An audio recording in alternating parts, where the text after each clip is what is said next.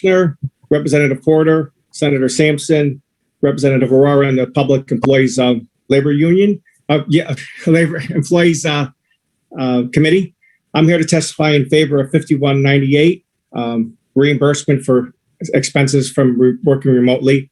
I put this bill in for I think the last 4 or 5 years, and I think it's more relevant today than ever with so many people working from home. I spoke to the CBIA about this last night, about trying to work together for something better for our folks that work from home. But really it was brought to me from a constituent, Frank Tropiano, who we submitted written testimony, and he's going to testify in a second from my home. I'm just going to move away from him.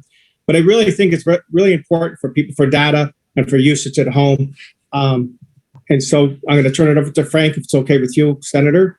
And I want to thank you for taking the opportunity for us to at least testify. I put this in, like I said, for I think 4 or 6 years and never got a public hearing. And I think it's very important and relevant today. And I think it's going to turn it over to Frank Tropiano. Thank you. And we'll have, if you have any questions, you can ask me or ask Frank. Thank you. Thank you. We're anxious to hear from Frank. Is Frank there? Hi.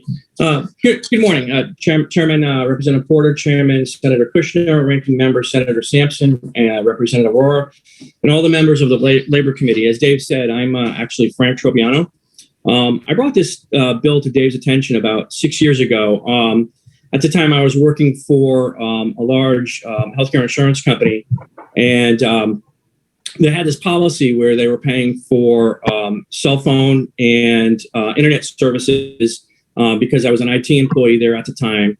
And somewhere during my career of working there, they decided that they were no longer going to cover those expenses, and that the decision was made based on bottom line dollars to save the company money. And what they ended up doing was they shifted the cost of doing business, in my perspective, to the employee at that point. Because if I'm in a position that's an exempt employee and my role is to support infrastructure, IT infrastructure, or applications, say after hours and on weekends, and I'm not supposed to be in the office and I'm supposed to be in 24/7 coverage, I need to be able to do this work and facilitate my job duties remotely. So my understanding, it was that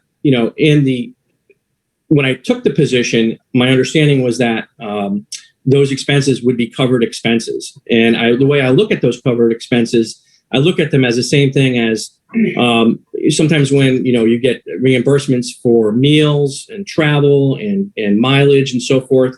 I think these expenses should be included and be made as part of a law to protect employees from absorbing those costs. Now, this particular bill that Dave has put in, other states such as California also already have a bill like this on the record books. I believe it's with the state of California, it's statute, I think I have it in my written testimony, 2802. It's part of the labor code. But there's a handful of other states that also have this type of law enacted. And when it comes down to it, the amount of money that we're talking that impacts an individual today, because you look at the average cost of a cell phone bill is about $70 per month. And the average cost of internet service is about $70 per month. That totals around $140 per month, or close to $1,700 a year. And what I'm really looking forward is reasonable common sense legislation where if I'm using my personal phone for work and for business, that the employer should be able to cover reasonable expenses like half of that or something similar, and that it should be controlled through a process where your supervisor or manager acknowledges that your role does require you to work remotely after hours or during business hours, and to both sign off as if it would be any other expense.